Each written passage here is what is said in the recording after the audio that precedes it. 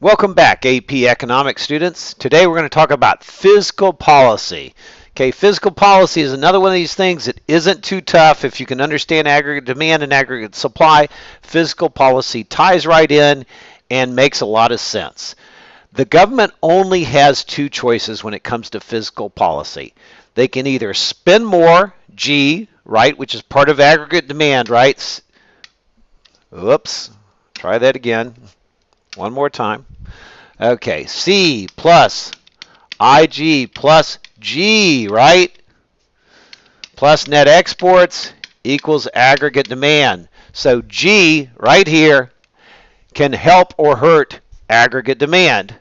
Alternatively, they can tax. Well, if I tax more, what changes? Well, right here.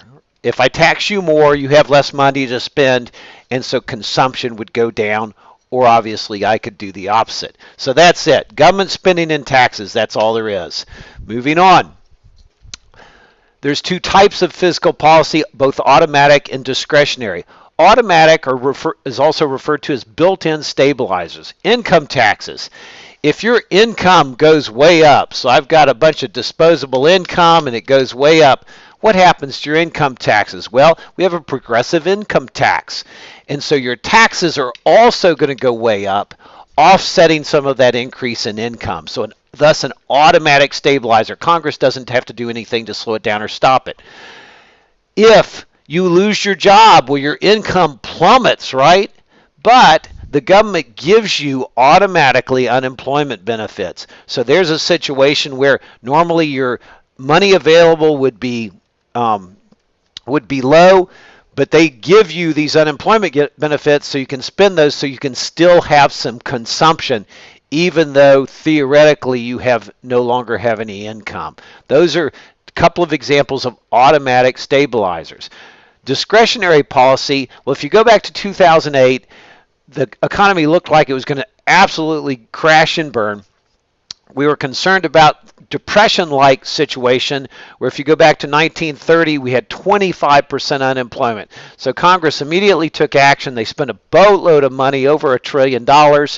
They did all kinds of things, infrastructure products. They added money to safety nets. They just spent money. Okay, they hired people, spent money. Well, once again, that's G increasing, right? And they also, by the way, they also lowered taxes, so they did both, not one or the other.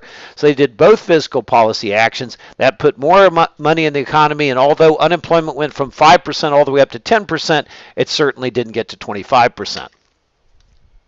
Okay, two types as far as how we describe them. One is an expansionary economy policy. We do that, of course, if the economy was in a recession. So we want to increase aggregate demand. Well, we can either spend more, there's G increasing, or we can tax less. Well, if we tax less, then consumption will increase. Both of these increase aggregate demand. Now, let's assume that the economy is in demand pull inflation, that we have an inflationary gap. Well, with an inflationary gap, we would do contractionary economic policy, and we would lower aggregate demand by decreasing government spending or increasing taxes. Well, if we increase taxes, then consumption declines. Both of these decreasing aggregate demand. So with expansionary policy, we want aggregate demand increase. Contractionary policy, we want it to decrease. Let's look at an example on our ADAS curve. Well, here we are. We're in a recession. We have a recessionary gap. The economy needs to be stimulated. We don't want to wait in the long run for prices to drop and suppliers to supply more. We want an immediate increase. So the government either raises spending or lowers taxes or both. And that gives us some what we've talked about is autonomous investment. This autonomous investment is increased by the multiplier, right? Because that autonomous investment, take that government spending, multiply it times the multiplier, and you get an increase in aggregate demand. That's what this illustrates. And with the objective of getting back to full employment, and the cost will be, of course, some increase in the price level or inflation. So that's how the government would react typically to a recessionary gap. Back in the day, they would have let cost go down eventually. That takes too long now, so the government's going to take fiscal policy action to narrow that gap. And remember, automatic fiscal policy already let us get to this point we didn't like, so it's got to be discretionary policy to take us further. Okay, now we have demand pull inflation. Most of the time, first of all, how did we get here? Sticky prices and wages. Okay, remember, sticky prices and wages allow aggregate demand to get beyond full employment. If you wait, eventually it'll hurt aggregate supply. Businesses will have to pay these higher costs, and we'll work our way back to full employment. But if the government doesn't want to wait, if they're too concerned about too high of inflation or too much demand in the economy, well, they can go to lower fiscal policy, contractionary fiscal policy, so they could either lower government spending or increase taxes. Now, of course, remember, these are not popular things to do, so they're not easy to do. But if they do it, then it would decrease aggregate demand. Okay, so I'm going to go ahead and I'm going to delete what I've done here. Delete that guy. Hopefully I'm going to delete him. Give me a second. Okay. Did I make it yet? I got it. There we go. I'm going to delete that. And instead, we're going to lower government spending, right here. Lower government spending, increase taxes. That's going to shift aggregate demand to the left. And once again, now this is like autonomous investment, only negative. The government was spending a lot of money. Now they're spending less. And so that's going to be impacted by the multiplier because those dollars were being multiplied. So you're going to have the exact same thing, only the opposite direction. And that should lower our price level a little bit, but it'll also lower GDP. Okay, one more thing we want to talk about. And this is kind of a hodgepodge of things that all tie into fiscal policy. Okay, first of all, if we have demand pull inflation, the government's collecting a lot of extra taxes, and let's assume that they actually collect more in taxes than they're spending. Well, then what they should do naturally would they take that extra money and they would pay off debt.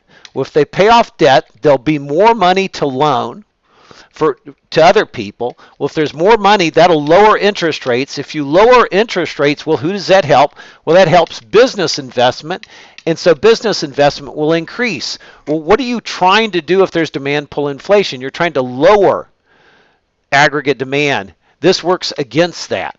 So an alternative to paying off the debt is referred to as impounding, and it's where the government takes that extra money and they just give the money to the Fed. The Fed holds the money and does nothing with it. So they don't pay off any debt. They don't give it to anybody for them to invest or whatever. They literally just hold on to the money. That's called impounding. It hurts the economy, but if you have demand pull inflation, you want to hurt the economy. Okay, on the flip side, we have expansionary policy. So the government is spending and the objective is to increase aggregate demand. Makes perfect sense. Well, where did the government get the money? Well, they have to borrow the money. So when they borrow money, interest rates increase. Well, we just said before, if interest rates decrease, it helps investment. If interest rates increase, then it hurts aggregate investment. Well, business investment is part of aggregate demand. If we hurt business investment, we also hurt aggregate demand, which is an offset to that government increase in spending. Now, it's going to be smaller, but nonetheless, it goes against it. Second thing is referred to as the net export effect. Okay, the net export effect says we're going to have, obviously, price level is going to increase if we're increasing aggregate demand. We showed that on the curve. If price level increases, then on average, goods in the United States are more expensive. If our goods are more expensive, then exports are going to decline. Imports are going to increase because we can buy imports cheaper. Well, these two things together lower aggregate demand. Okay, so once again, up here, remember, we lowered aggregate demand because of crowding out. Well, here this lowers aggregate demand because of the net export effect. So although those things aren't nearly as big as the government spending and all, they still result in some offset to aggregate demand. So those are two things that you need to understand. It's like, although government spending helps, there's some things with fiscal policy where you end up with this offset that hurts a little bit, so you don't get the full impact. Okay, now a couple of things with anytime we talk about government spending or whatever, there's another view. Okay, conservative economists never want you to increase government spending. Okay, they don't want that, and so when we think about increasing the government spending to help the economy, that's not. They would disagree with that because they generally feel that the government's not going to spend your money as well as you would. They would much rather you spend it than the government spend it. So just realize if you hear something about conservative economists, if you're asked about those, they're not going to want to increase aggregate demand. And then supply side economists are kind of the same way. And what supply side economists are saying, okay, so let's assume we're in a recession. Well, instead of increasing aggregate demand, they want to do things to encourage business investment and business, because if I can shift aggregate supply, right, this is aggregate supply, if I can shift aggregate supply to the right, well, that will also grow the economy without involving the government deciding how to spend our money. So both conservatives and supply side economists would agree, let's focus on aggregate supply and increasing that, not aggregate demand where the government spends money.